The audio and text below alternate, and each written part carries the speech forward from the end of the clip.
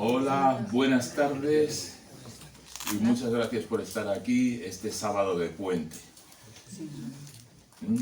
Quiero darle las gracias por estar aquí y dar las gracias, por supuesto, a la librería Joker, que nos cede el uso del local cada mes para organizar los encuentros Enigmas y más, que organiza, como ustedes saben, el Círculo Escéptico, del que tienen información, y si no la tienen se lo doy yo, en los folletos que están a su disposición aquí. Si ustedes es la primera vez que vienen, que sepan también que tenemos una lista de correo en la que se avisa de los actos que organizamos o que pueden ser interesantes en todo el País Vasco, preferentemente en Vizcaya, porque es donde más actos se organizan, y se mandan 2 mensajes o 3 al mes, uno un mes antes de la charla y otro 10 días antes de la charla correspondiente para que la gente esté avisada. Y nada más, hoy tenemos con nosotros a Igor Orrillo, que nos va a hablar de verdades y mentiras sobre las plantas medicinales. Igor Orrillo es doctor en farmacia y trabaja como investigador y profesor en la Universidad del País Vasco, adscrito al Departamento de Farmacología de la Facultad de Farmacia, de la que también es vicedecano de Innovación, Comunicación y Proyección Social. Imparte clases de farmacognosia, farmacología de los productos naturales y fitoterapia,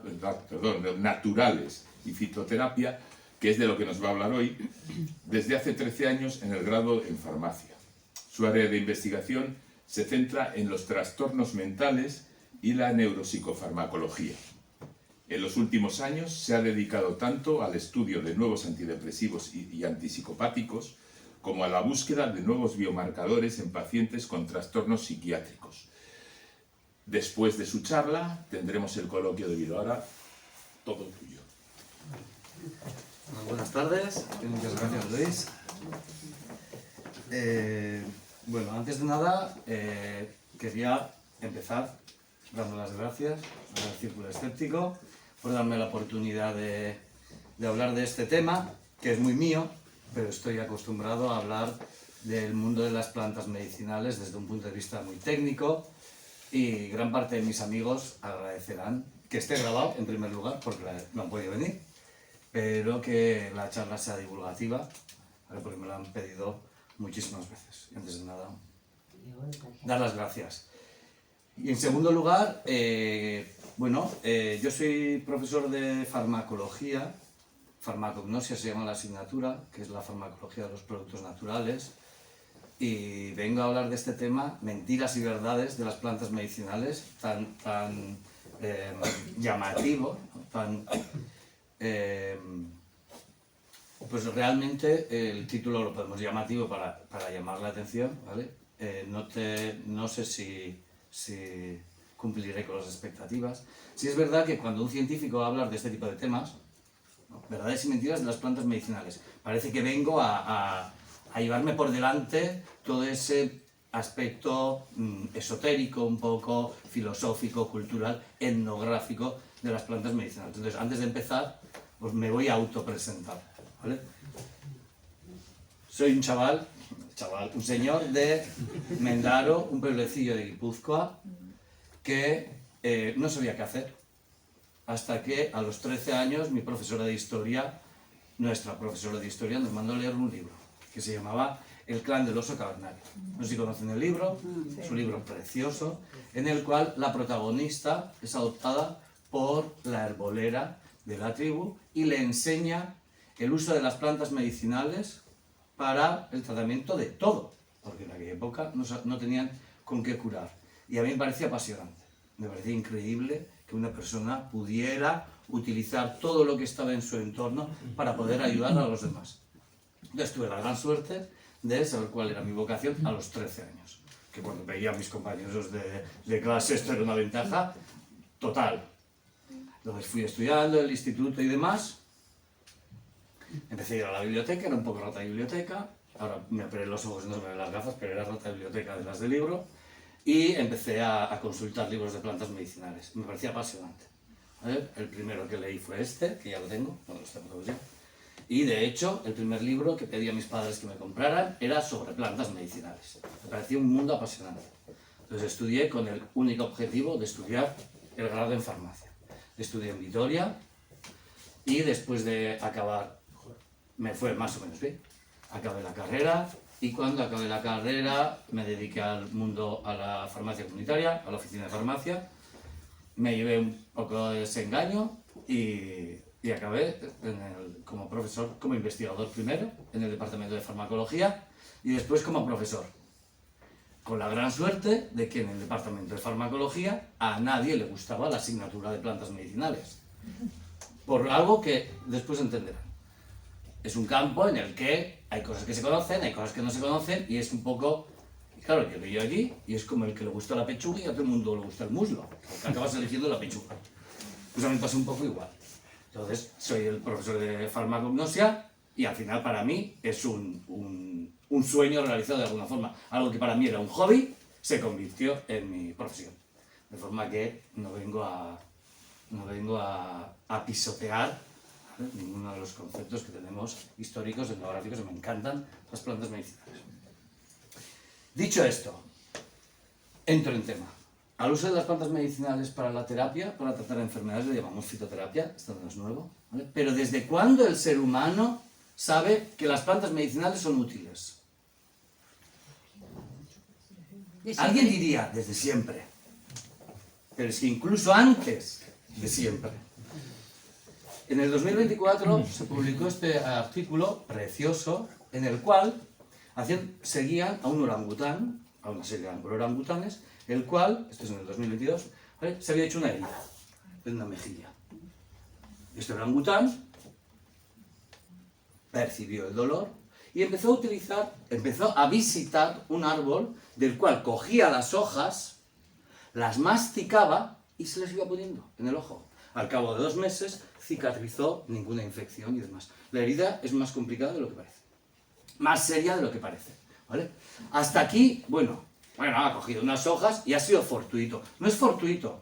Este árbol tiene unos principios activos, principios que curan, ¿vale?, que si no los masticara, si no los pusiera en contacto con enzimas que tenemos en la propia saliva, no se activarían.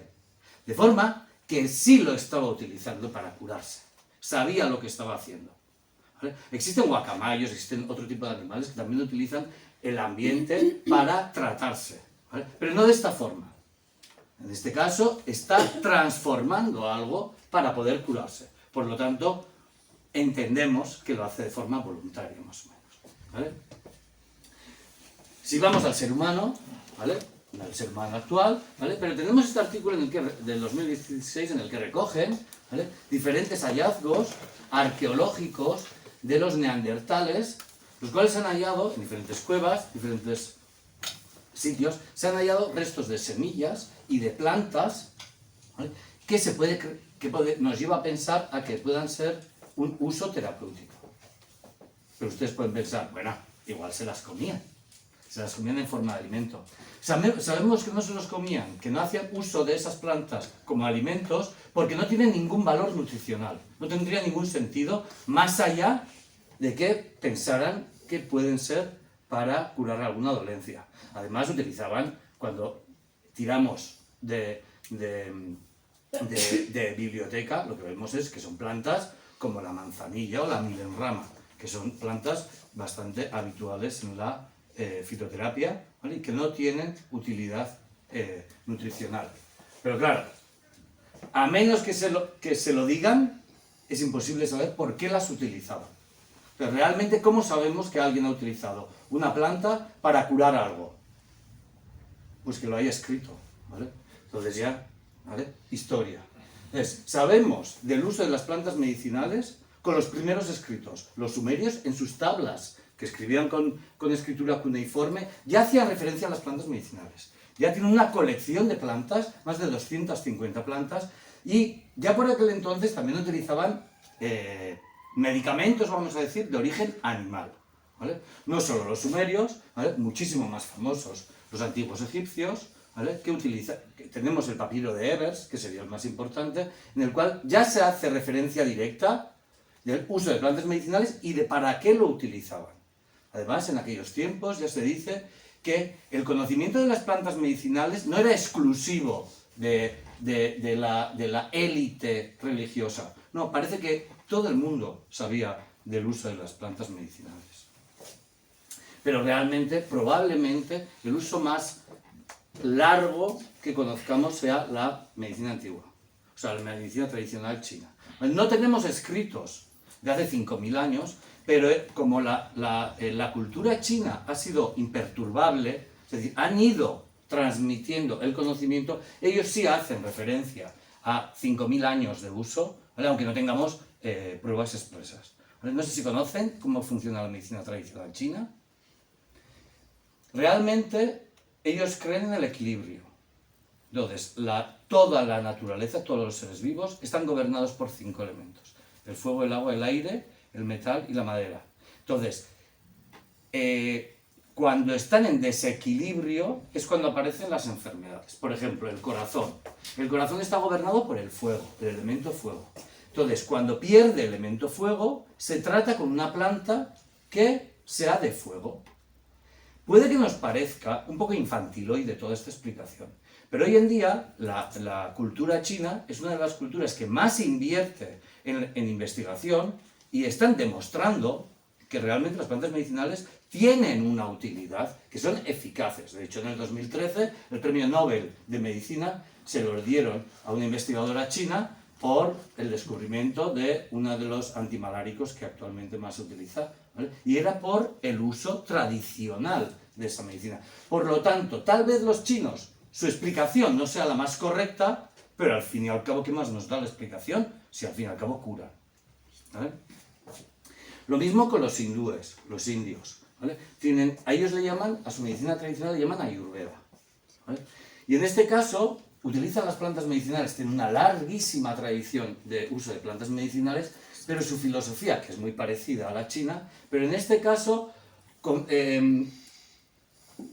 sería como, creen más en la prevención. Entonces toman plantas medicinales de vez en cuando, ¿vale? Para mantener el equilibrio. No lo toman cuando te desequilibras, sino que ellos creen que el equilibrio hay que mantenerlo. La mayor parte de las costumbres de higiene y demás las hemos adquirido de ellos. Lo mismo con la América precolombina. Tampoco tenemos escritos, pero sí tenemos muchísimos restos arqueológicos en los que vemos que hay plantas medicinales que no tienen valor nutricional, que los han utilizado ampliamente. ¿Vale? No solo plantas, han utilizado setas y demás, bastante conocidos. ¿Vale? Y que los colonizadores registraron en forma de dibujos, libros con dibujos que tienen tanto valor artístico como valor botánico. ¿Vale? Y por supuesto, ¿vale? Europa, desde los antiguos griegos, tenemos muchísimos escritos en los cuales hemos recogido, se han ido recopilando usos tradicionales de plantas medicinales que se han ido transmitiendo, que se han ido aumentando con el mundo árabe, que hizo muchísimo trabajo en todo ello, ¿vale? Y llegamos a nuestros días, en los cuales, desde mi punto de vista, se ha perdido. Algunos pensarán, se ha perdido la tradición. No, no se ha perdido la tradición, se ha perdido el conocimiento popular de cuál es el valor de las plantas medicinales, ¿vale? Y que intentaré hoy aclarar algún aspecto, ¿de acuerdo? Bien, entonces, con ese título tan sensacionalista que le he puesto mentiras y verdades, ¿cómo te atreves, no? De alguna forma. Voy a empezar con las verdades. No le voy a dar tanta importancia a las mentiras porque quedarán aclaradas, creo. ¿De acuerdo? Entonces, en primer lugar, ¿qué es mejor? ¿Una sustancia natural o sintética? No, lo natural siempre es mejor. Es que tampoco tenemos muy claro lo que es natural y lo que no es natural, ¿vale? Porque actualmente, ¿vale? Vamos a tener la farmacoterapia y la fitoterapia, ¿vale? Como farmacólogo les explico. Voy a intentar que los conceptos sean más o menos manejables. Si no lo es, lo preguntan míos, ¿vale? La farmacoterapia y la fitoterapia. Empiezo con la fitoterapia. Fitoterapia le llamamos a cuando se utilizan las plantas, ¿vale? O un extracto, ¿vale? Que no lo hayamos purificado, ¿vale? Como la manzanilla, ¿vale? La manzanilla nadie la mastica, ¿vale? ¿Qué es lo que hacemos? Hacemos una infusión, porque entendemos que aquello que tiene la propiedad de curar se disuelve en agua. ¿vale? Pero en el agua se disuelve lo que cura y lo que no, ¿vale? Se disuelven muchísimas cosas. Eso sigue siendo fitoterapia. Farmacoterapia le llamamos cuando conocemos cuál es la sustancia que cura y la utilizamos aislada. ¿De acuerdo? Entonces, les he traído dos ejemplos. La digoxina. La digoxina es una sustancia que se utiliza para tratar la insuficiencia cardíaca. Insuficiencia cardíaca, el mismo nombre lo dice. El corazón no tiene fuerza suficiente para bombear sangre para todo el organismo. Entonces, ¿qué es lo que tomamos? Un cardiotónico. Lo que le da es fuerza al corazón para que pueda actuar, cumplir con su función. ¿Vale? Y alguien dirá, oh, ¿eso tiene una pinta de sintético? No. La digoxina se obtiene de la digital. Pero su efecto es tan potente que no podremos utilizar la digital. Entonces lo que hacemos es, cogemos y la aislamos de la digital y obtenemos solo digoxina pura. Y la metemos en una pastilla y le decimos 1 miligramo de digoxina. ¿Vale? De forma que un farmacólogo no sabe si la sustancia es de origen natural o no, porque a nuestro cuerpo le da exactamente igual. Toda la morfina que utilizamos es de origen natural. Toda la codeína que usamos es de origen natural. La mayor parte de las hormonas. Gran parte de las sustancias que utilizamos habitualmente en farmacología son de origen natural. Lo que pasa es que los aislamos. ¿De acuerdo? En algunos casos, como es el caso del regaliz, el regaliz se utiliza tanto que para el tratamiento de la tos y también funciona muy bien para la acidez. ¿De acuerdo?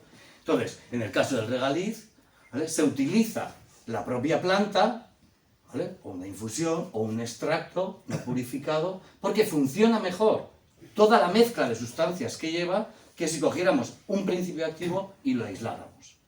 ¿De acuerdo? Entonces, ¿cuál es la clave? Nosotros le llamamos el margen terapéutico. Cuando tú tienes la digoxina le da fuerza al corazón, pero como te pases, te da un infarto. Entonces, nosotros le llamamos margen terapéutico a ese margen en la dosis en la cual tú puedes ir más o menos holgado. ¿Vale? Necesitamos una cantidad mínima para que aparezca el efecto, para que tenga fuerza, pero si te pasas de dosis, aparecen los efectos tóxicos. Hasta aquí es muy simple. Bien, la digoxina la sintetiza una planta, pero las plantas, aunque nosotros las utilicemos como herramientas que sintetizan principios activos, no podemos controlar la síntesis. Y esto lo van a entender mejor, creo, que con ejemplos prácticos. El olivo. El aceite de oliva, este año, ¿vale?, aunque tengamos los mismos kilos, no hay tanto aceite, porque ha llovido más, porque ha llovido menos, porque hay sol, porque no hay sol. Depende del clima, el vino va a tener más alcohol o va a tener menos alcohol. Todos entendemos que dependiendo de factores atmosféricos, una planta se va a comportar de forma diferente. Porque al fin y al cabo, una planta no es más que un ser vivo que no se puede mover y que ante las inclemencias lo que ha hecho es guerra química. Entonces, ¿qué hace? Si el sol le ataca con justicia, ¿qué es lo que hace? Sintetiza antioxidantes. De forma que lo que hace el sol es oxidarte, pues sintetiza antioxidantes y aguanto. ¿Vale? Si de repente aparecen un montón de herbívoros, ¿qué es lo que hago? Sintetizo tóxicos contra los herbívoros, la digoxina.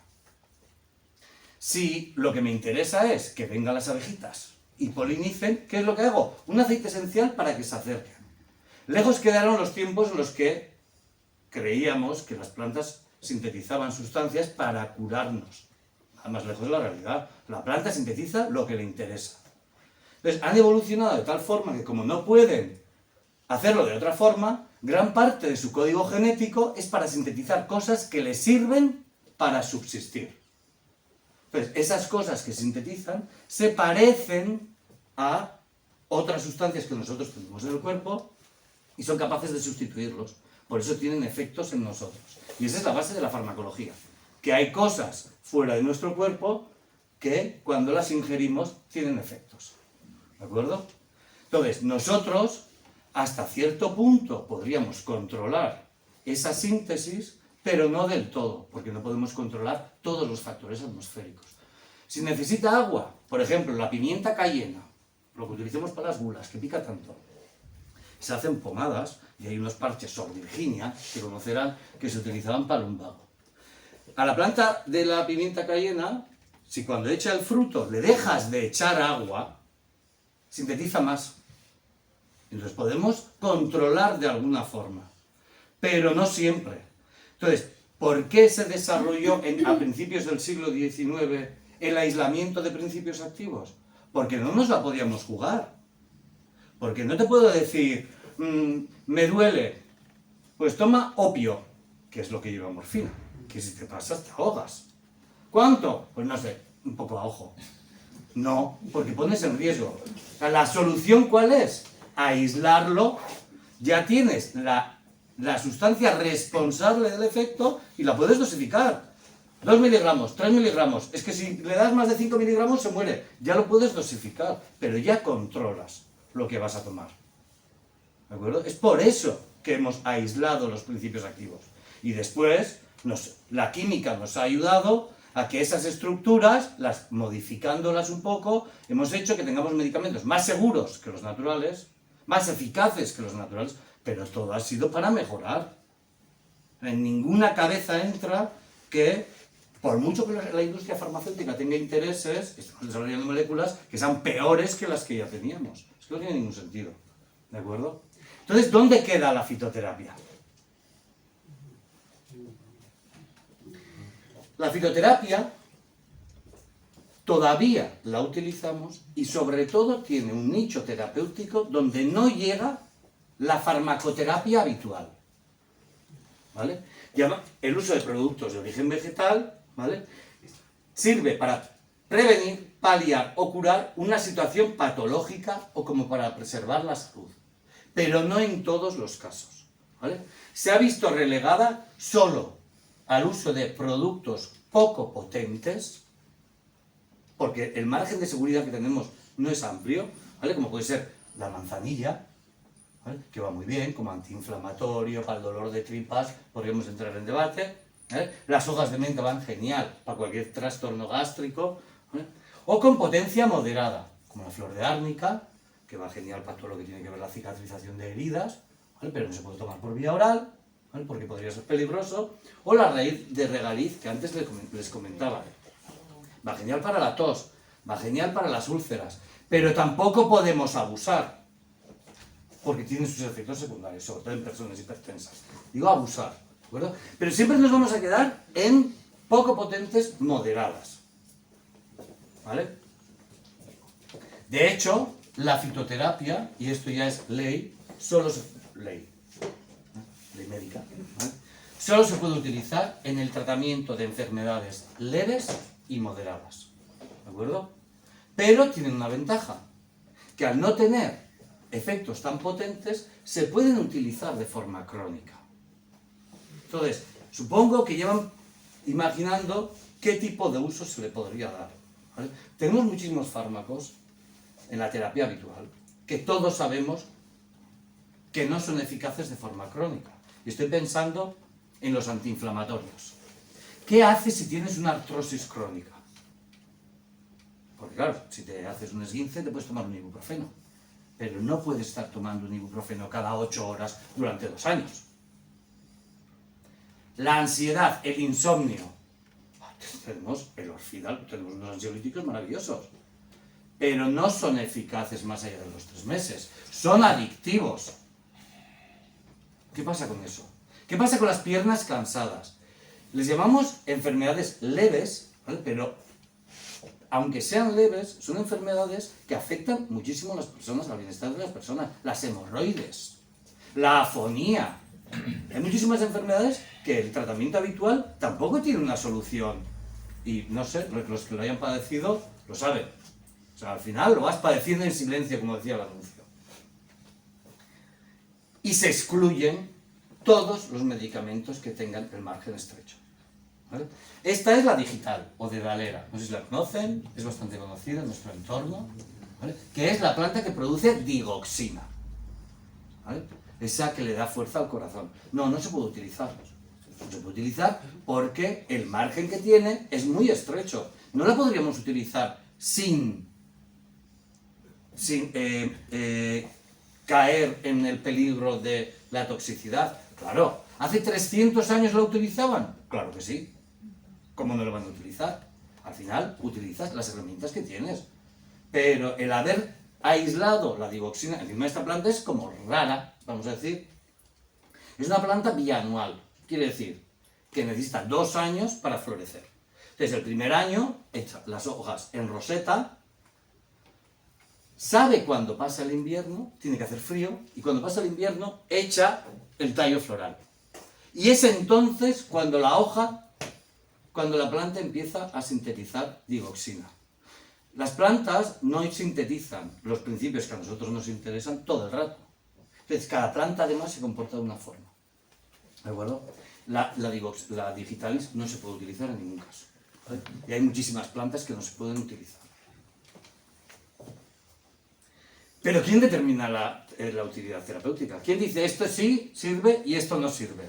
¿Qué hacemos? Cogemos un libro del siglo XVII y miramos, ¿para qué lo utilizaban? Les invito a mirar cualquier libro de plantas medicinales habitual y se van a dar cuenta que misteriosamente casi todas las plantas sirven para casi todo. Pero si se fijan, no hablan de utilidad, hablan de uso. Uso para que ha sido utilizado. Claro. Ya les digo que aunque los sumerios, los egipcios y los griegos utilizaran muchísimas sustancias, no todas eran eficaces. Incluso los chinos que utilizan, hay muchísimo misticismo. Los chinos creen que la bilis del oso panda cura, perdone, pero no. Entonces, hay cosas que sí y hay cosas que no. Y actualmente no lo conocemos todo, porque tampoco se invierte tanto dinero como para que podamos haber visto todo. Pero los chinos, como les decía antes, están haciendo un gran esfuerzo económico en descubrir que sí y que no. ¿Vale? Pero ¿quién lo determina? ¿Yo? ¿O va usted y mira todo lo que se ha hecho? No. La Agencia Europea del Medicamento, que se hicieron muy famosos con lo de la vacuna del COVID, es la misma agencia la que determina si una planta medicinal es útil para el tratamiento de una enfermedad o no. No nos lo sacamos de una chistera. ¿Vale? Y aquí les he traído una de mis plantas favoritas, que realmente es un árbol. ¿Vale? Se llama Ginkgo biloba. Es un árbol, genéticamente hablando, muy antiguo. Saben que a lo largo de los siglos las especies van evolucionando, ¿vale? Y van desarrollando diferentes familiares. El Ginkgo biloba es como un dinosaurio. ¿Vale? Tienen miles de años y en su rama familiar solo ha quedado el ginkgo. Para los chinos, para la medicina tradicional china, es una de las 10 plantas sagradas. Se llaman el árbol de los 1000 escudos, ¿vale? Y creen que es una de esas plantas que alarga la vida, de alguna forma. ¿Vale? Cuanto más conocemos la medicina tradicional china y más conocemos qué plantas creen que son sagradas, mejor entendemos por qué creen que alargan la vida. Y es que su utilidad terapéutica lo avala. ¿Vale? La Agencia Europea del Medicamento tiene una página, y en la página web, al igual que están las vacunas para el COVID, está el ibuprofeno y demás, están las plantas medicinales. Las plantas medicinales las tratan como medicamentos. ¿Vale? Entonces, las indicaciones, que supongo que lo saben, pero indicaciones es para qué se puede utilizar legalmente, para qué está demostrada la utilidad de cualquier medicamento. En el caso de las hojas del Ginkgo biloba, no estoy hablando de que se haya aislado una sustancia, no. El extracto de hoja, que se llama fitoterapia, la propia planta, sirve para mejorar el deterioro cognitivo asociado a la edad, que sería como el primer estadio de la demencia. ¿Vale? Estadios leves, moderados de la demencia. ¿Vale? Y que ayuda a mejorar la calidad de vida en esa demencia. ¿Vale? Además, bueno, esto se puede mirar. ¿Vale? ¿Cuáles son los ensayos clínicos que están detrás de todo ello? Pero no les quiero aburrir con tanto dato.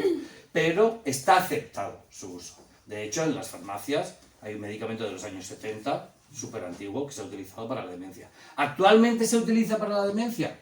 No tanto, porque ya hemos desarrollado tratamientos más efectivos. O, cuando menos, más seguros.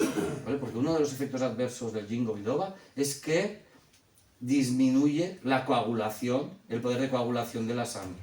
Entonces, claro, ya estamos hablando de personas que tienen cierto riesgo. Entonces, los médicos generalmente tampoco se arriesgan. También les digo que en medicina, en el grado de medicina, no se estudian las plantas medicinales. Esto es una de las razones por las que los médicos no suelen confiar en las plantas medicinales, ¿vale? Más allá de que haya médicos que por su propio interés hayan estudiado el tema, ¿vale? Y además sirve para aliviar las piernas cansadas, la sensación de picazón. Al final lo que hace es mejorar la vascularización. Porque aquí cuando habla del deterioro cognitivo asociado a la edad, es aquella falta de riego que decíamos, que realmente es una falta de riego, es cuando la sangre no llega a todas las zonas del cerebro, ¿de acuerdo? Y de la misma forma actúa a nivel periférico, mejora el retorno venoso, dándole tampoco me voy a meter mucho, ¿vale? Iba a explicar el mecanismo, pero mejora, ¿vale?, el trastorno periférico, ¿vale? Les he traído un par de ejemplos, ¿vale? Los ejemplos que a mí más me gustan, ¿vale? Y que son los que realmente han hecho que la gente que no creía, confiaba tanto en la fitoterapia, confíe, ¿vale? Porque esto no se trata de me lo creo, no me lo creo, es evidencia. La raíz de valeriana, ¿vale? Otra de las carencias, otro de los aspectos terapéuticos a los que la farmacología habitual no llega muy bien, es la ansiedad y el insomnio, ¿vale? La raíz de valeriana sirve, como dice ahí las indicaciones, alivio de los episodios de tensión nerviosa leve y dificultad para conciliar el sueño, ¿vale? La EMA sería la Agencia Europea del Medicamento, ¿vale?, lo aprueba, y la SCOP, en el caso de las plantas medicinales, se ha desarrollado una asociación específica a nivel europeo que hace ese tipo de evaluaciones, que dice, ¿esto es eficaz o no es eficaz? O sea, tiene como una doble, ¿vale?, verificación. Pero claro, esta chapa que les he puesto aquí es para que vean cómo los farmacéuticos entendemos que una planta medicinal se puede utilizar como medicamento. Entonces, según la Farmacopea Europea, las farmacopeas es una especie de libro en los cuales se dice cuáles son las características que debe cumplir cualquier sustancia para que se pueda utilizar como medicamento. Y como las plantas medicinales se pueden utilizar como medicamento, también se rige por la misma norma. Y dice, según la Farmacopea Europea, la raíz de valeriana consiste en los órganos subterráneos desecados enteros fragmentados de Valeriana officinalis, que es el nombre taxonómico, ¿vale? Pero lo que quiero que se fijen es en esto. Debe contener un mínimo de 4 mililitros kilogramo de aceite esencial y 0,17% de ácidos esquiterpénicos. Es decir, no me sirve cualquier valeriana. Tiene que cumplir estas características. Te estás asegurando de que tiene ese principio activo que es capaz de curar. ¿Por qué es esto importante? Porque hay quien piensa que si siembra valeriana en su casa y coge esa valeriana y se la toma en infusión, debería tener el mismo efecto que yo he leído que dice la EMA. No, señores. Tiene que cumplir unos mínimos de calidad. Porque tal vez la valeriana que usted tiene en esa maceta está creciendo saludablemente, pero no tiene suficiente luz para que sintetice los ácidos esquiterpénicos. Quiere decir, una planta, aunque parezca que crece saludable, no quiere decir que tenga principios activos. Un ejemplo que siempre les pongo a mis alumnos, porque el sensacionalismo les atrae, la marihuana. Si usted planta una planta de marihuana en Irlanda o en Sudán, en las dos va a crecer y va a tener una pinta de saludable. Pero la marihuana, para que tenga cannabinoides, aquello que te hace tanta gracia, necesita mucho sol y necesita calorcito. Entonces, si analiza la marihuana de Sudán, va a tener muchísimos cannabinoides, esas sustancias que dan risa, y la de Irlanda, por muy saludable que parezca, no tiene apenas nada, porque la síntesis de ese principio activo depende de ciertos factores. Por lo tanto, si usted planta en su maceta valeriana, por mucho que piense que le va a hacer efecto, no tiene por qué, y los farmacéuticos lo sabemos. Entonces, si usted va a comercializar su raíz de valeriana como medicamento, tiene que cumplir estas características, porque si no, no me lo creo. Y si no, no pongo en la mano del fuego en decir que es capaz de tratar el insomnio. ¿Sí? Lo mismo con el jengibre. Otra de las estrellas, traigo también las estrellas, ¿eh? El jengibre, que todos conocemos, ¿vale? Ya no me voy a meter en detalles, ¿vale? Pero sabemos cuáles son los principios activos responsables. Cuando no se comercializa como farmacoterapia, generalmente suele ser, aunque conozcamos los principios activos, porque funciona mejor la mezcla que lleva que si los aisláramos. Por eso lo solemos utilizar en forma de fitoterapia, ¿sí? Y esto pasa con el jengibre, ¿vale? El jengibre se utiliza para las náuseas y los vómitos, súper eficaz. Tan eficaz y tan seguro que se puede utilizar en embarazadas. Que es esa parte de la población que apenas se le puede dar nada. Bueno, lo estoy gesticulando, pero vamos, que es lógico, ¿vale? Paracetamol y poco más, ¿vale? Pero es eficaz en el tratamiento de las náuseas de embarazadas. También en quimioterapia. Unas náuseas que son bastante difíciles de tratar. Incluso en el posoperatorio, que hay gente que le da náuseas y que son difíciles de tratar, ¿vale? Por la presencia también del anestésico en el organismo, el jengibre no interactúa y es muy eficaz. Como les decía antes, la fitoterapia ha encontrado su nicho terapéutico donde la farmacoterapia habitual no llega. No llega o no es eficaz o no la podemos utilizar, ¿vale? Genial. El jengibre, sí es verdad que hay plantas que son más sensibles al ambiente y hay otras plantas que no son tan sensibles, ¿vale? Como es la ortiga, ¿eh? La ortiga que no es que sea famosa en nuestro entorno, en Euskadi, que tenemos una larguísima tradición del uso de plantas medicinales, que la ortiga la conocen allá donde crece. Ahí no crece en cualquier lado, pero crece mucho, ¿vale? La hoja de ortiga se ha investigado muchísimo, ¿vale?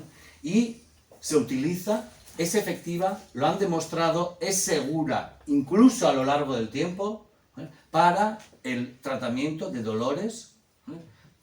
Cualquier tipo de artritis, ¿vale? Artrosis o afecciones reumáticas, ¿vale? Se han hecho tratamientos, se han hecho seguimientos, es uno de los más largos, se han hecho seguimientos durante muchísimos meses, ¿vale? Y no presenta efectos adversos. ¿Por qué? Porque el mecanismo por el cual actúan sobre el dolor y la inflamación no es el mismo que los antiinflamatorios no esteroideos habituales. Es otro mecanismo diferente en el que no voy a entrar, ¿vale? Y es el que siempre recomiendo, ¿vale? Pero además, la ortiga, ¿vale? También se puede utilizar la raíz. Y esto es más novedoso. La raíz de ortiga tiene unos principios activos muy diferentes a los de la hoja, que son más lipófilos, no da igual, y ha demostrado tener utilidad en el tratamiento de la hiperplasia prostática benigna, estadios 1 y 2, los más leves, ¿vale? Pero realmente ha mostrado un perfil muchísimo mejor que el tratamiento farmacológico habitual, ¿vale? Por lo tanto, hay muchas enfermedades en las cuales la fitoterapia es útil, ¿vale? Pero debemos tener en cuenta las propias características de ese tipo de tratamiento. Pero claro, si lo vamos a utilizar como medicamento, solo se puede vender en farmacias. Ningún medicamento se puede vender o almacenar sin la supervisión de un farmacéutico. Incluso los hospitales tienen farmacias donde tienen los medicamentos. Todos los medicamentos tienen que estar custodiados por un farmacéutico. Y alguien dirá, parece bastante obvio que hay plantas medicinales fuera de la farmacia. ¿Sí? ¿Por qué? ¿Cómo? ¿Es legal? ¿Es ilegal? Pues esto es lo que realmente hace que mucha gente dude de la eficacia de las plantas medicinales, ¿vale? Existe una ley de garantías y del uso irracional de medicamentos. Los medicamentos tienen una legislación súper estricta. Si las plantas medicinales se pueden utilizar como medicamentos, tienen que estar amparadas bajo esa ley. Y es que esa ley permite vender libremente las plantas que clásicamente se han llamado medicinales, pero si no le hacen referencia a sus propiedades terapéuticas, diagnósticas o preventivas. Y esto lo van a dar enseguida. La próxima vez que vayan al supermercado y si se acuerdan de mí, miren para qué sirve esa manzanilla. A ver qué pone. O la menta. A ver qué pone. No va a poner nada. Porque no pueden hacer referencia a nada. Por lo tanto, si a usted le duele la tripa y va al primer bar que esté cerca y le pide una menta y no le quita el dolor de tripa, Es que tampoco tiene por qué hacerlo. Es que usted se ha pedido una infusión como podría ser frutos rojos o cualquier otro. Lo único que estaba pidiendo era algo que sepa a menta. ¿De acuerdo? No tiene por qué curar y normalmente no suelen tener mucho efecto. ¿Vale? Y de hecho se busca que no tengan mucho efecto. Porque no son medicamentos. Lo único que tiene que cumplir es, si pone manzanilla, que lo que hay dentro sea manzanilla. Si yo cojo esa manzanilla, la pongo en infusión, le quito todo lo que tiene, la seco y la vuelvo a meter en una bolsita y lo pongo en venta, sigue siendo manzanilla y no les estoy engañando. ¿De acuerdo? No cura, porque tampoco tiene por qué hacerlo. ¿De acuerdo? Si no cura, claro, no tiene efectos adversos, lo que faltaba. ¿Vale? Que encima tenga efectos adversos. Entonces podemos encontrar plantas medicinales en el supermercado, ¿vale? En herboristerías. Si es verdad que las herboristerías, por razones súper obvias, intentan comprar, ¿vale?, plantas que tengan una mayor calidad. ¿Vale? Todos en ese mundo saben que tienen mayor calidad, menos calidad. ¿Vale? Y también les invito a que si alguna vez les hace falta, compren manzanilla en una farmacia. Van a descubrir una planta que no conocían. O la menta, van a descubrir una planta que no conocían. ¿Vale? O el anís mismo, ¿vale?, que va genial para todas las pesadez gástrica y demás. Y descubrirán que el anís sabe un poco a regaliz. ¿Vale? Las plantas medicinales, cuando se utilizan como medicamentos, cuando está asegurado su efecto, son más fuertes como menos. Con media cucharadita de menta ya te haces una infusión. Hace falta esa pedazo de bolsa que generalmente nos venden. Eso sí, queda prohibida su venta ambulante. ¿Vale? En las ferias ambulantes no se puede vender. Oh, pues yo he visto en una feria que ponían así sacos y encima tenía un cartel que ponía para el dolor de cabeza. Pueden hacer lo que quieran, pero eso es total y absolutamente ilegal. Primero, porque y todo tiene razones, no es solo económico. Es que esa planta ha podido coger humedad, luego ha cogido hongos, luego ha cogido tal. Es que no sabe usted de dónde ha salido eso y se va a hacer una infusión y se lo va a tomar. No tiene demasiado sentido. Y encima le hace referencia al tratamiento. Yo he visto a veces que ponía para la depresión. Oiga, la depresión es una enfermedad muchísimo más seria como para que me ponga ahí, que tomándome 3 infusiones de esas que tienen el saco, que puede estar lleno de lo que sea. ¿Vale? Entonces, es lógico que la venta ambulante sea ilegal. ¿Vale? Por lo tanto, como medicamento y producto sanitario que es parecido, ¿vale?, no voy a meter en detalles, esto son cosas de farmacéuticos, ¿vale?, en la farmacia. ¿Vale? Entonces, ¿de qué forma se venden en el resto de los sitios? Por norma general suelen ser como complementos alimenticios o como plantas para infusión. Lo de plantas para infusión es un concepto de los años 80 y se ha quedado ahí. Y quiere decir, pues como un té cualquiera de roibos, de frutos rojos, ¿vale?, que sirve para hacer infusión. Como complemento alimenticio. Las plantas medicinales se pueden vender como fuente de vitaminas, como fuente de minerales, ¿vale? Claro, pero no le puedes hacer referencia a que cure nada. Simplemente de esa forma, ¿vale? Pero incluso de esa forma, ¿vale?, serían sustancias autorizadas, ¿no?, y se regulan como alimentos. No quiere decir que no tengan regulación, sí se regulan, ¿vale? Se utilizan muchísimo, la mayor parte de las plantas medicinales que no se usan en el ámbito farmacéutico para la obtención de medicamentos, ¿vale?, se utilizan como complementos alimenticios, ¿de acuerdo? Pues todas estas infusiones en los supermercados o cuando lo venden en cápsulas y demás, realmente lo están vendiendo como si fueran medicamentos, ¿vale?, alimentos. ¿Por qué los utiliza la gente? Esto es un artículo, hicieron una encuesta, ¿y por qué los utiliza la gente? La mayor parte de la gente los utiliza para mejorar la salud. Espera que vaya a mejorar la salud. O sea, algo estamos haciendo mal. Como método de adelgazamiento, ¿no?, y para aumentar el rendimiento deportivo. Aquí empiezan los problemas, ¿vale? Yo después les diré un par de cosas. La mayor parte de la gente toma plantas medicinales como complemento alimenticio y sin que tenga ningún tipo de seguimiento médico. Las plantas medicinales tienen efectos adversos. Y yo no estoy diciendo que fuera del ámbito farmacéutico las plantas medicinales no sirvan. No, yo lo que les digo es que en el ámbito farmacéutico tienen una garantía. Pero fuera de él también tienen efectos. Y hay muchísimas personas que no le dan suficiente importancia. Cuando le dice el médico, le van a operar mañana. Entonces la víspera no tome ningún medicamento, ¿no?, porque puede afectar a la anestesia. las plantas medicinales también cuentan. Me da igual donde lo haya comprado. Los efectos adversos tienen efectos adversos. Y si está tomando más medicamentos, o sea, tenemos que cambiar un poco el chip.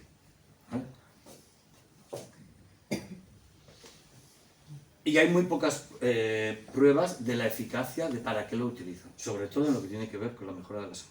De hecho, el año pasado salió en la ECOSAN y la Organización Médica Colegial a nivel estatal previniendo del uso de complementos alimenticios y nutricionales. ¿Cuál es la diferencia? Nutricional, complementos alimenticios es que tú, estando sano, puedes tomar complementos para mantenerte sano, ¿vale? Los nutricionales se suelen utilizar sobre todo para la mejora deportiva, para la recuperación cuando has hecho mucho ejercicio. Claro, se están dando cuenta de que le están complementando sustancias que pueden ser peligrosas. La efedra es una planta que tiene efectos tipo anfetamina. Claro, si los añaden, claro, no vas a dar mayor rendimiento, muchísimo rendimiento, pero luego tiene muchísimos efectos adversos, como la depresión y demás. Entonces, realmente el efecto sobre la sociedad está siendo tan potente que ya nos han puesto sobre aviso para ello. ¿Vale? Estas son las verdades. ¿Vale? Y ahora les contaré las mentiras, aunque ya supongo que las pueden prever. ¿Vale? Lo natural es siempre mejor y más seguro. Es más seguro porque las que hemos elegido para la fitoterapia así lo son. Cojan ustedes una digital con su flor, una adelfa, y se comen 3 hojitas y me dicen si es seguro o no es seguro. Es seguro porque así hemos decidido, porque hemos elegido las plantas que ofrecen mayor seguridad. No tienen efectos secundarios, lo mismo, tienen efectos secundarios las que tengan efectos leves. Pero, por ejemplo, hay algunas, las que tienen, por simplificar hasta el absurdo, si me escucha una profesora de botánica me mata, pero las que tienen forma de margarita, ¿no? Hay muchísimas personas que son alérgicas a ese tipo de flores. Daños hepáticos. La valeriana es muy eficaz, pero en aquellas personas que tengan predisposición a problemas hepáticos o ya hayan tenido una hepatitis previa o lo que sea, no es que sea muy agresivo contra el hígado, pero puede tener efectos secundarios. Entonces, lo que se recomienda es cada 3 meses hacerse una vigilancia.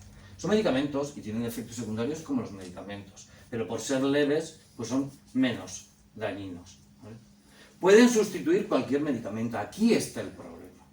Cuando por nuestra cuenta, como hemos leído que el hipérico tiene efectos antidepresivos, dejo mi antidepresivo, tomo hipérico, es súper... No funciona de esta forma. De hecho, si queremos ponernos bajo tratamiento con productos fitoterápicos, deberíamos consultarlo con el médico. Los médicos cada día son más conscientes de la existencia de las plantas medicinales y ya los recomiendan, los conocen. Se pueden imaginar la ilusión que me hizo. Hace un par de años me operaron de un quiste que tenía las cuerdas vocales, tenía afonía. La ilusión que me hizo cuando la médico que me estaba tratando me recomendó una infusión de tomillo, manzanilla amarga y malva para hacer gárgaras para tratarme la afonía. No le dije que era profesor de plantas medicinales, pero sí me dijo que me mojaba las orejas de la sonrisa. Me parecía increíble. O sea, realmente ya está llegando al mundo médico. Si es una planta, ¿puedo tomar la cantidad que quiera? Claro que no. O sea, como es un medicamento, dosis. Es súper importante la dosis. Claro, si es la manzanilla de un supermercado, tómese usted lo que quiera. Claro que sí, pero si vamos a hacer un uso médico y pretendemos que tenga un efecto, es súper importante la dosis y la pauta de dosificación, como un medicamento cualquiera. No interactúan con medicamentos, esto es súper importante. Si están tomando plantas medicinales y van a empezar el tratamiento con un medicamento, el médico lo debe saber. Y al revés también, porque pueden interactuar. Antes se lo decía con el ginkgo biloba. El ginkgo biloba no es como el sintrón, no es tan potente sobre la coagulación, pero si está tomando sintrón, no puede tomar ginkgo biloba, ¿vale? Por mucho que sea natural. Y la mentira más gorda. La fitoterapia es una pseudoterapia. Supongo que ya les he convencido de que no es una pseudoterapia, ¿vale? En el 2018, el Ministerio de Ciencia, Innovación y Universidades, ya siendo conscientes del problema que son las pseudoterapias, ¿vale? De esas terapias que, más allá de no curar, pueden llegar a ser peligrosas, ¿vale? Ya se posicionó, ¿vale? Ante ellas. Y tenemos, no sé si lo conocen, ¿vale? Pero si no lo conocen, entren, ¿vale? Y tienen una página web en la cual se dedican específicamente a la comprobación, ¿vale? Al estudio de las pseudoterapias, las llamadas pseudoterapias. ¿Qué pasa con la fitoterapia? Que como tiene una larga tradición de uso, lo que han hecho las pseudoterapias es desarrollar planteamientos que se le parecen mucho, como la homeopatía. Claro, como la base de la homeopatía son plantas medicinales, pues la homeopatía también funciona, ¿no? Si usted lava el vaso donde ha hecho la infusión de la planta 80 veces, es imposible que eso tenga efecto ninguno más allá de que le suba la glucemia, porque son bolitas de azúcar. O sea, no tiene nada que ver. Se puede imaginar la rabia que me da que mezclen la fitoterapia con la homeopatía y demás, ¿vale? En esta página web, miran todo lo que se ha podido investigar, ¿vale? En el ámbito de las pseudoterapias. Aquí tienen el tai chi, que no es que no tengan efecto, ¿vale? Que el tai chi probablemente sea súper beneficioso, pero será beneficioso para ciertas cosas y para ciertas cosas no. Eso es lo que evalúan, ¿vale? Lo que hacen es miran si alguien se ha molestado en estudiar esa terapia y qué es lo que han conseguido, y se posiciona, ¿vale? Y no siempre está muy claro, ¿vale? Y aquí intentaron, el gobierno de Canarias estudió la eficacia y seguridad de la aromaterapia, ¿vale? Que a mí me interesa muchísimo. Y a mis alumnos les genera muchísimo, bueno, farmacognosis era en cuarto de farmacia. Y a mis alumnos les genera muchísima duda la aromaterapia. Porque claro, se utilizan aceites esenciales. Y los aceites esenciales tienen eficacia. Por ejemplo, el aceite esencial de lavanda en el tratamiento de la ansiedad va genial. Entonces, aquí el problema está en que en aromaterapia, en ese concepto, incluyen que usted lo inhale, que usted se lo dé en la piel, que usted lo tome en cápsulas. Claro, es que no es lo mismo, porque al final depende de cuánto llegue a tu sangre. Entonces, hay veces que es más dudoso y hay veces que no tanto, ¿vale? Entonces, la aromaterapia a veces funciona y a veces no, y esa es la conclusión que saca, ¿vale? Pero por lo que les decía, es que la fitoterapia siempre, en las pseudoterapias la intentan mezclar, porque como la fitoterapia sí funciona, pues aprovechando que el Pisuerga pasa por Valladolid, te cuela esta. Que es lo que generalmente suele suceder, y es lo que sucede con la aromaterapia, ¿vale?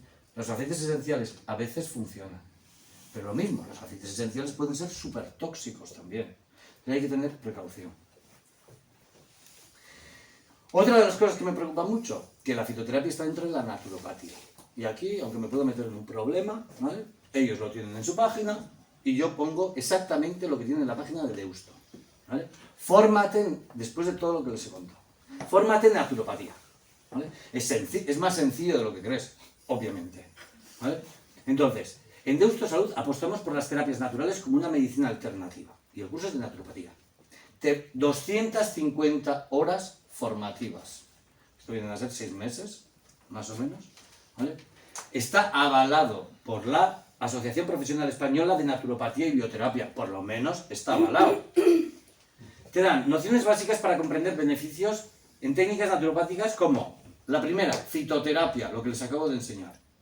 Nutracéutica, dietoterapia, aromaterapia, hidroterapia, balneoterapia, flores de Bach y muchas otras. En 250, muchas otras.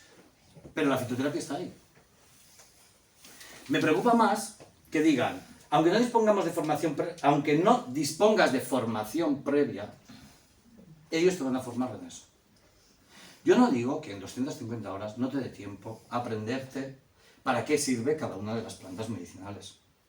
Pero la gente cuando va a que le atiendas, no va directamente y te dice, tengo una psoriasis, ¿qué me das? Se siente mal y pretende que tú también les diagnostiques y que ejerzas como médico. Entonces, realmente el uso de las plantas medicinales no se limita a saber qué planta sirve para qué. También tiene mucho trabajo de diagnóstico, es peligrosísimo. A una persona que no tiene conocimientos previos, que no tenga formación previa, le dices 4 plantas, no vas a saber distinguir un herpes de un hongo y le vas a poner a... ¿Entiendes lo que quiero decir? Supongo que sí. ¿Vale? Claro, aquí no se quieren pillar las manos, porque todo el ámbito dietético y nutracéutico, ¿no? Todo lo que tiene que ver con dietas, alimentación y demás, ya lo han legislado. Entonces, actualmente nadie puede hacer dietas y puede meterse en hacer plannings nutricionales si no está debidamente titulado y no se pilla unos dedos. Para practicar la dietética en el ámbito sanitario y terapéutico es necesario disponer de una titulación habilitadora previa. Entonces, si es verdad y si estoy de acuerdo, si quitaran esta frase, pues probablemente una persona que ya tenga nociones de terapéutica, nociones médicas y demás, que le hablen de fitoterapia, pues tampoco lo ven mal. Pero esto es muy arriesgado. Cuando vamos a la APEM, ¿vale? Que es esos que les están comprobando, ¿vale? La calidad, lo primero que dicen es tu salud en manos de profesionales cualificados. Según lo anterior, pero cuando vamos a la validación, cuando va rastreando, cuando va chequeando qué está detrás de todo esto, no se pillan los dedos y dicen la verdad. APEM no homologa los cursos, nadie tiene competencia para hacerlo, nadie puede homologar ningún curso, es totalmente ilegal y falso, ya que los únicos que tienen competencia son los organismos estatales. Al día de hoy, las terapias naturales carecen de homologación alguna. Por lo tanto, APEM acredita que el curso ha sido analizado por un equipo profesional competente y que cumple las mínimas garantías de calidad. Unos se basan en que les acreditan los otros y los otros dicen no, nosotros no acreditamos. Nosotros miramos por la calidad del curso. Entonces, hay que tener un poquitín de cuidado con todo esto, ¿vale? Y vuelvo a lo primero, al principio, ¿vale? No quiero quitarle ese halo místico al uso de las plantas medicinales. El uso ancestral de las plantas medicinales es obvio, a mí me encanta, y cada vez que sé de alguien que en su familia clásicamente han utilizado plantas medicinales, les interrogo directamente para ver para qué lo utilizaban. Gran parte de los usos se han demostrado, muchos otros no. El caso de la verbena, que aquí en Euskadi ha sido como una planta prácticamente milagrosa. Pues apenas sabemos nada de la verbena, porque nadie ha destinado dinero para investigar esa planta. Muchas veces no sabemos si es útil o no. Yo no me pillo los dedos, yo no voy a decir no sirve o sí sirve. No, si hay evidencia, le digo que sí. Si no, no hay evidencia. Pero no es que no haga nada. ¿De acuerdo? Entonces, realmente ese halo místico sigue, pero si vamos a hablar de salud, tenemos que hablar con evidencia, que lo respalde. ¿De acuerdo? Entonces, simplemente, en modo de resumen, que la fitoterapia es eficaz, pero que conlleva riesgos, en tanto en cuanto los utilicemos como medicamentos, que debemos limitar su uso al tratamiento de enfermedades leves o moderadas, ¿vale? Tenemos que limitarnos a su uso legal, por decirlo de alguna forma, y consultar con profesionales cuando así haga falta. Y que nunca debemos sustituir tratamientos médicos sin ningún tipo de supervisión, ni sumarle plantas medicinales a un tratamiento ya restablecido. Y lo más importante, mantener una actitud crítica con cualquier fuente de información, incluso conmigo. Debemos estar seguros que aquello que nos recomiendan realmente es fiel a la verdad y está basado en evidencia. De hecho, hace poco he leído que el gobierno chino está empezando a plantearse multar a cualquier persona que dé su opinión sobre arquitectura, medicina, ámbitos importantes en las redes sociales si no está titulado. Si no estás titulado, cállate. Porque al final de alguna forma, lo que está haciendo es prevenir problemas. A nadie se le ocurriría poner a construir una casa a una persona que no tenga ni idea de arquitectura. Pero es que tenemos muchísimas personas recomendando plantas medicinales, recomendando dietas peligrosísimas y demás sin ningún tipo de conocimiento. ¿Vale? Entonces, la única forma de protegernos es un pensamiento crítico. Muchas gracias.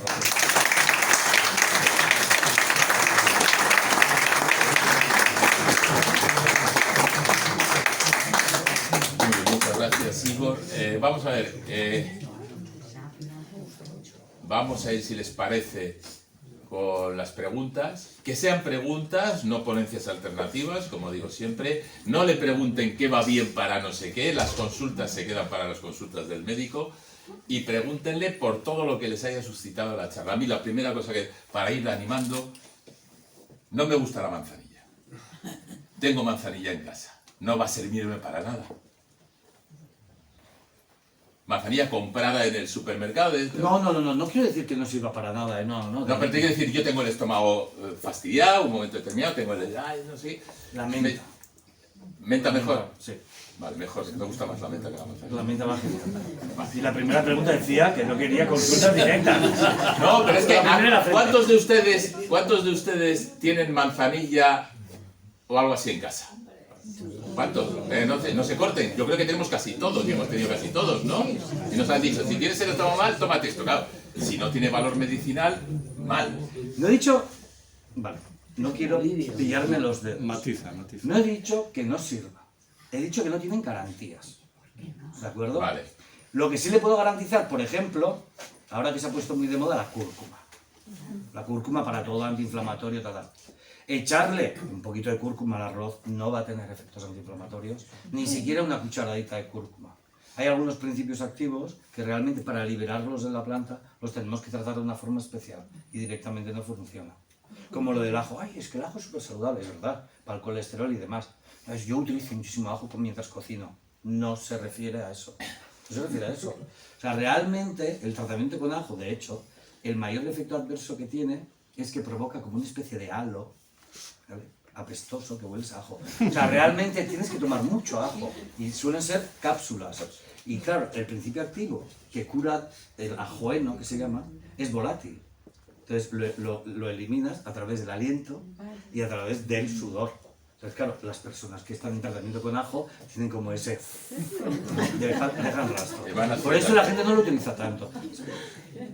Venga, por ahí había alguna. Venga. ¿Yo o yo? Sí, tú. Bueno, ¿cómo? Una cosita, un apéndice. A mí me daban infusiones de verbena cuando era niña como antiparasitario. Yo no sé, pero ahí soltás todo, cualquier cosa de lo amargo que es. ¿Cómo se puede resolver el tema de, bueno, a lo mejor son creencias, por ejemplo, el uso de la stevia, que dijeron que estaban a punto de prohibirlo porque la gente creía que curaba la diabetes, que la gente que lo consumía, que varias amigas lo consumimos y amigos, sabemos que no lo cura, es una alternativa al azúcar que parece que hace más daño. Entonces uno empieza a sospechar de la farmacopea, porque a mí me parecía que eran intereses económicos para que sigamos consumiendo bollería y darle azúcar, No. que algo natural. Es mitad y mitad. Estaban en lo cierto, eran intereses económicos, pero realmente no eran intereses económicos para que consumieran bollería, sino que la stevia, las plantas medicinales, la legislación española no incluye todas las plantas medicinales de la misma forma. Entonces, si son conocidas, el mercado está más o menos controlado. Entonces, las aduanas, hay un farmacéutico que los controla. Si son plantas, nuevas plantas, necesitan ser legisladas. Entonces, hubo un tiempo en el cual la stevia no estaba legislada. Entonces, no lo podían traer como alimento, tampoco lo podían traer como planta medicinal. Entonces, hubo como una especie de vacío legal en el cual nadie entendía por qué no se podía utilizar la stevia. Pero realmente era por un problema legislativo. Y ahora ya no. En los 70 y muchos 80 me encantó la fitoterapia. Casi dejo la historia y me pongo a estudiar medicina. Lo dejé. Estaban con todos los temas de Maurice Meseguet. No. Este hombre era un francés que montó toda una cadena de tiendas de arboristería en Donostia, en Bilbao, no sé si llegó a ver. Y contaba toda su historia, cómo por los años 50 había sido... había puesto, le persiguió la policía porque era un curandero, un charlatán, ¿no? Y como luego se fue dignificando. Entonces, bueno, pues me ha gustado mucho esta charla porque veo cómo ha evolucionado. Y la pregunta, Ginkgo biloba, ¿qué medicinas hacía en los 70? El Tanakene se llama. Es un medicamento y es un extracto etanólico. Tanakene todavía está y todavía se utiliza. Pero ya, mi opinión Sí. es que es tan barato y es tan que ha perdido él. Y tenemos medicamentos que hoy en día para la demencia. Es que la indicación del Tanakene solo hace referencia a la demencia. Entonces, para el tratamiento de la demencia tenemos tratamientos que son más efectivos. El tratamiento del Tanakene el Tanakene va genial para todo lo que tienen son piernas cansadas, varices, hemorroides. Porque las hemorroides y las varices, el origen es el mismo. O sea, si usted tiene un problema vascular, o sea, afecta de la misma forma. Muchas retinopatías. Si con el Ginkgo biloba, los chinos han hecho muchísimos ensayos clínicos, pero los ensayos clínicos con plantas medicinales llevan siendo decentes, y no he dicho buenos, desde el 2010 aquí. Entonces, casi todo lo que se ha hecho antes del 2010 es que tampoco está muy bien hecho. Tengan en cuenta que las plantas medicinales no se pueden patentar. O sea, la industria farmacéutica, plantas medicinales en general, no tiene mucho interés. Lo que puede patentar es el extracto. Es decir, cómo obtiene los principios activos. No todos los principios activos se disuelven en agua. O sea, no todos los principios activos pueden hacer infusiones. La cúrcuma, por ejemplo, ya puede hacer una infusión que no. Pero con el cannabis pasaría lo mismo. Entre los jóvenes, por lo menos, ya es conocido que si usted quiere sacar los principios activos del cannabis, lo tiene que hacer en leche, porque la leche tiene grasa. Y es que los principios activos sí suelen en grasa, perdón. Entonces, con el Ginkgo biloba hay un extracto que está comercializado, que de hecho mi pincho es de ese extracto, y se están haciendo muchísimos estudios para el tinnitus, que son los ruidos, los acúfenos, que va bien. Hay gente a la que le va mejor que a otros, pero hay muchísimas evidencias y muchísimas otras enfermedades, las demencias, retinopatías y demás, pero que no está totalmente demostrado. ¿Por qué? Porque los ensayos clínicos que se han hecho no tienen suficiente robustez, pero sí, el Ginkgo biloba lo conocemos desde hace mucho tiempo. Y sobre los charlatanes, el problema de los charlatanes es que si los charlatanes tienen un título médico, nos dan más problemas. ¿Vale? ¿Cómo es? Hay una señora, no va a ser el nombre, que tiene una serie de pastillas, Sí, magnesio, sí. más. La de aquí, María la Ana María, no sé qué, María María la la Justicia, que es de Bilbao. Lo mismo, que tampoco nos ayuda mucho el que vaya diciendo cosas que algunas son ciertas y otras no, pero es que es una señora bioquímica muy prestigiosa y hay algunas cosas en las que... Entonces, cuando hay gente que sabe de temas y se mete en otro tipo de fregados, pues es difícil. ¿Más? Sí, hubo un producto, M no sé quién, no me acuerdo la sigla, alguien lo conoció, que era a base de lejía, creo, era muy raro. No, el MMS, Ese. vamos a ver, el MMS es lejía, vulgarmente dicha. ¿En serio? Sí, que lo vende un estafador catalán Sí. y que dice que curaba el COVID. Eso es. Ni se le ocurra seguir, vamos a ver, por favor, No, nunca lo cualquier hice. sujeto que... Además, la sigla MMS quiere decir algo, producto no sé qué, milagroso. O sea, todo lo que lleve en el nombre milagroso, huyan de ello, como de la peste. Por favor, no hay nada que cure todo. Bueno, yo no soy médico, pero no hay nada que cure Yo tampoco todo. soy médico, soy farmacéutico, pero un ejemplo de lo que son los bulos. Durante un tiempo, bueno, el aloe vera sirve para muchísimas cosas, pero la mayor parte de las enfermedades que puede tratar son por vía tópica, quemaduras y demás, regenerador. Por vía oral tiene un efecto laxante bastante potente, bueno, mediano vamos a decir, no bastante potente. Pero hubo un tiempo en el que se asoció el efecto laxante con cáncer de colon. Entonces, durante un tiempo se suspendieron todos los productos, medicamentos que llevaran aloe vera para el tratamiento del estreñimiento. Durante ese tiempo, en las redes, se difundió un bulo que era que si pones en miel hojas de aloe vera y luego te lo tomas, era útil para el tratamiento del cáncer. Es que todo al mismo tiempo. Pues hay que tener muchísimo cuidado.